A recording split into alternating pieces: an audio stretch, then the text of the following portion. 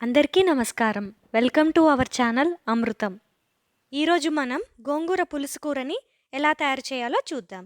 ఇది చాలా ఫాస్ట్‌గా అండ్ ఈజీగా కూడా అయిపోతుందండి. మొదటగా మనం 4 స్పూన్ల పచ్చిశనగపప్పు తీసుకుని వాష్ చేసుకున్నాక అరగంట పాటు నానబెట్టుకుని ఉంచుకోవాలి. నెక్స్ట్ మనం ఒక పాన్‌లో 3 స్పూన్ల ఆయిల్ వేసుకుని వేడి చేసుకున్నాక అందులోకి కొద్దిగా జీలకర్ర, ఆవాలు, ఇంగువ, కరివేపాకు, కొద్దిగా పసుపు వేసుకోవాలి. నెక్స్ట్ మనం ఇందులోకి నానబెట్టుకున్న పచ్చిశనగపప్పు, 5 కట్ చేసుకున్న మిరపకాయలు, 2 ఉల్లిపాయలని సన్నగా పొడుగ్గా కట్ చేసుకుని వేసుకోవాలి.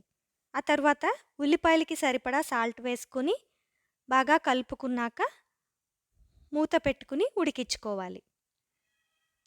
ఉల్లిపాయ ముక్క మగ్గింది కదండి. ఇప్పుడు దీన్ని ఒకసారి కలుపుకుని కట్ చేసుకున్న పావు కేజీ గోంగూర ఆకుల్ని వేసుకోవాలి. దీన్ని కూడా ఒకసారి కలుపుకుని మూత పెట్టుకుని ఉడికించుకోవాలి. గోంగూర ఆకు ఇలా లైట్గా మగ్గిన తర్వాత ఇందులోకి కొంచెం సాల్ట్ వేసుకోవాలి. ఈ గోంగూర పులుపుకి బ్యాలెన్స్ చేసేదానికి సాల్ట్ వేసుకుంటామండి. తర్వాత ఒక గ్లాస్ వాటర్ వేసుకుని మూత పెట్టుకుని ఉడికించుకోవాలి. 5 నిమిషాల తర్వాత వాటర్ అంతా ఎవాపరేట్ అయిపోతుందండి. ఇప్పుడు మన కూరని మనం సర్వింగ్ బౌల్లోకి తీసుకుందాం. చూసారా అండి ఎంత ఈజీగా అయిపోయిందో. ఈ గోంగూర పులుసు కూరని మనం రోటీతో కానీ రైస్లోకి కూడా తీసుకోవచ్చు. Thanks for watching. ఇంకా ఎన్నెన్నో వెరైటీస్తో మీ ముందుకు వస్తాం.